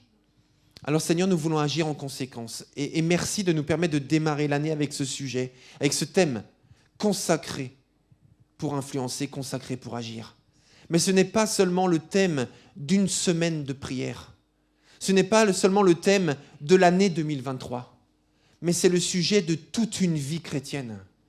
Consacré pour influencer et consacré pour agir. Alors Seigneur, nous voulons agir, penser, raisonner, parler comme des hommes et des femmes qui appartiennent à Dieu.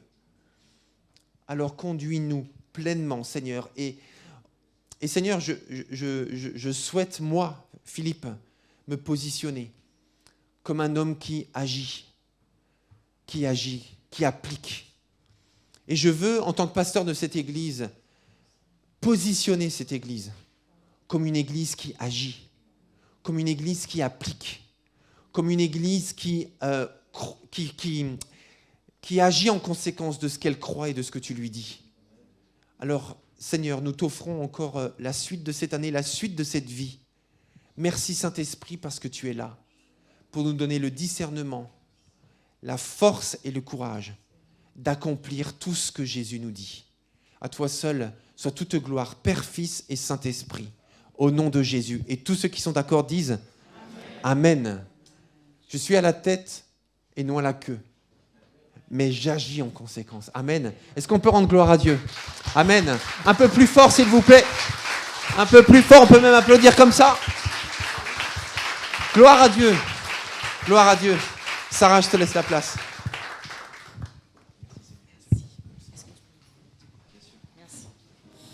Donc, on voudrait vraiment finir notre semaine de jeûne et prière, notre culte, par des proclamations. Donc, ce chant nous dit des choses concrètes. Je ne vais pas les citer, puisqu'on va les chanter. Et vous allez être les instruments. On va juste débuter pour donner la tonalité, mais on voudrait vraiment que ce soit des paroles qui nous accompagnent toute cette journée, toute cette semaine et toute notre vie, comme on l'a dit lors de la prédication. Donc, je sais qui je suis. Nous sommes une génération choisie, appelée pour montrer son excellence. Tout ce dont j'ai besoin de me la donner, je sais qui je suis. Nous sommes une génération choisie, appelée pour montrer son excellence. Oui, tout ce dont j'ai besoin de me la donner. Je sais qui je suis. Alors je sais qui je suis en Christ. Ce que j'ai en Christ. Où je suis. Où je suis en Christ. Oui, je sais. Je sais qui je suis. Je sais qui je suis en Christ. Oui, je sais. Ce que j'ai en Christ. Ce que je suis. Où je suis en Christ. Je sais qui je marche. suis. Je marche avec puissance. J'accomplis des miracles. Je vis une vie de faveur. Car je sais qui je suis. Je marche avec puissance. J'accomplis des miracles. Je vis une vie de faveur. Je sais qui je suis. Oh, oh, oh, oh, oh, oh. Je sais qui je suis. oh, oh, oh, oh. Je sais qui je suis. Nous sommes une génération choisie, appelée pour montrer son excellence. Tout ce dont j'ai besoin, Dieu me l'a donné. Je sais qui je suis. Je sais qui je suis. Nous sommes une génération choisie, appelée pour montrer son excellence. Tout ce dont j'ai besoin, Dieu me l'a donné. Je sais qui je suis. Alors je sais qui je suis en Christ. Ce que j'ai en Christ. Où je suis en Christ. Je sais qui je suis. Je sais qui je suis en Christ. Ce que j'ai en Christ. Où je suis en Christ. Je sais qui Alors je suis. Je marche avec puissance. J'accomplis des miracles. Je vis une vie de faveur. Je sais qui je suis. Je marche avec puissance. J'accomplis des miracles. Je vis une vie de faveur. Je sais qui je suis. Oh, oh, oh, oh, oh, oh. Je sais qui je suis. oh, Oh, oh, oh, oh. Je sais qui je suis. À vous assembler. Oh, oh, oh, oh. Je sais qui je suis. oh, Oh, oh, oh, oh. Je sais qui je suis.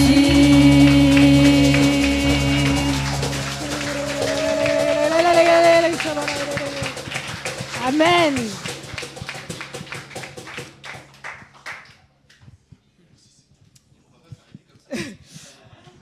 On peut recommencer si vous voulez. Voilà, amen. Alors, comme Philippe nous disait, Dieu nous a donné aussi des dons plus pratiques. Donc, on va passer au temps d'annonces qui sont aussi importantes. Pour cette semaine, ah oui, est-ce qu'on peut faire passer les paniers de dîmes et offrandes, s'il vous plaît? Donc, du coup, vous avez toujours la possibilité de donner vos dîmes et vos offrandes via le QR code que vous avez directement sur l'écran. Il suffit de le flasher et vous irez directement sur notre site Hello Asso. Cette semaine, une annonce importante, donc c'est pour les prochaines semaines, le 5 février, nous avons nos 2 assemblées générales pour l'Église et pour À Cœur Ouvert. Donc, merci de noter sur vos agendas. Par la suite, nous allons vous adresser, bien sûr, les convocations, mais notez dès maintenant cette date, parce que c'est un moment très important et notre présence à tous est très importante, puisque à ce moment-là, on va parler de tout ce qui s'est passé sur l'année 2022 et de nos projets sur 2023. Cette semaine, nous nous retrouvons pour nos groupes de maison, du mardi au vendredi. Dimanche, nous nous retrouvons à 10h30 pour notre culte, et cet après-midi, vous avez groupe de jeunes. Voilà, puisque nous savons qui nous sommes, on remet cette semaine à Dieu. Et encore debout, s'il vous plaît. Merci Seigneur, merci pour cette semaine. Je n'aurai pas assez de superlatifs ou de définition de cette semaine, de tout ce que nous avons vécu, de façon personnelle ou collective. Mais merci d'avance, et je le sais, elle a été une semaine bénie. Elle est une semaine bénie, parce que nous la vivons. Et elle est une semaine de grâce. Merci parce que tu nous as appris beaucoup de choses. Tu nous as réappris beaucoup de choses. Merci parce que tu as été un Dieu d'abondance pour nous, un Dieu de bénédiction et de générosité dans ce que tu nous as enseigné. Merci parce que tu nous as aussi montré des choses à abandonner, des choses à adopter. Merci pour les personnes que nous avons pu bénir. Merci pour les relations que nous avons peut-être renouées. Merci pour le pardon que nous avons accordé dans certaines situations. Merci pour les chaînes qui sont tombées. Merci pour toutes ces choses abondantes qui ont été dites ou pas dites, mais qui ont été faites. Merci parce que tu es un Dieu fidèle et bon lorsque nous décidons d'obéir à ce que tu nous dis. Merci parce que ton joug est léger et tout ce que tu nous demandes est possible, mais pas par nos propres forces, mais avec toi, par ton esprit. Merci pour cette semaine qui va être aussi richement bénie parce que tu seras avec nous, ton esprit va nous guider. Et merci de continuer à faire ton œuvre grande dans nos vies et à nous laisser conduire par toi, mais uniquement par toi, parce que nous ne pourrons arriver que comme cela. Sois élevé dans notre vie, sur cette terre et dans chaque situation. En ton nom. Amen. Bonne semaine, bénie.